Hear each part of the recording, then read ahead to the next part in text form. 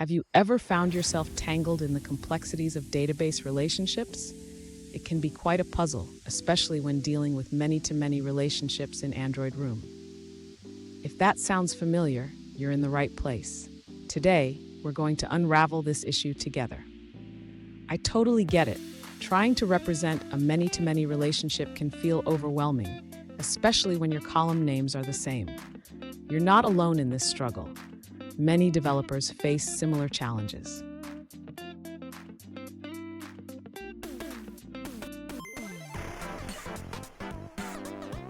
Let's dive into the specific question at hand. One user recently asked, how can I represent a many-to-many relation with Room when column names are the same? They provided an example with guests and reservations, where a reservation can have many guests and a guest can be part of many reservations. Sound familiar? Let's explore this together. So what's the issue here? The user has defined their entities, but they're running into a compiler error when trying to use that relation annotation. This can be tricky, especially when the column names overlap. Let's break it down step by step.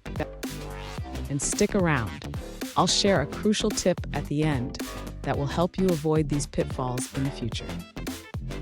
To represent a many-to-many relationship in Android Room, the user should create a junction table. This table will hold the foreign keys that reference both the guest and reservation entities. Next, the user needs to modify the existing entities to include the relationship. This involves adding a list of the junction table references to both the guest and reservation entities. Now, the user should create a data class that represents the relationship between guests and reservations. This class will use the @relation annotation to link them through the junction table. Finally, the user should implement the necessary DAO methods to retrieve the data. This will allow them to fetch reservations along with their associated guests. Fun fact, did you know that many-to-many relationships are like a dance? Each partner has multiple connections, and it can get pretty complicated if you don't keep track of who's dancing with whom. Now, let's look at the answers provided by other users.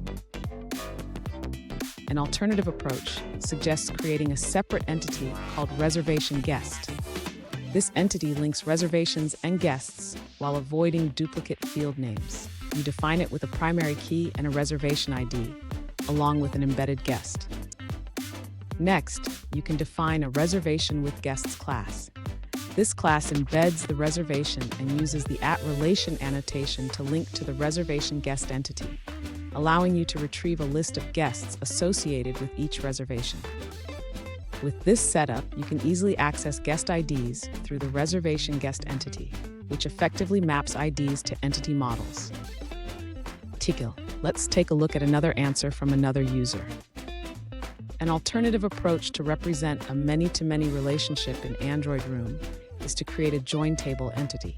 This user suggests using a composite ID for the join table, which includes both reservation and guest IDs. They provide a code example for the join table entity, which includes primary indices for uniqueness. The user also shares a DAO interface for managing guests and their reservations. They include a query that uses inner joins to combine data from both entities and concatenate reservation details into a single string for each guest. Here's the tip I promised. Always define a junction table for many-to-many relationships. This will save you from headaches and compiler errors down the line. And there you have it. You should now have a clear understanding of how to represent many-to-many relationships in Android Room. If you found this video helpful, don't forget to subscribe for more tips and tricks. And remember, mastering these concepts will make you a more confident developer.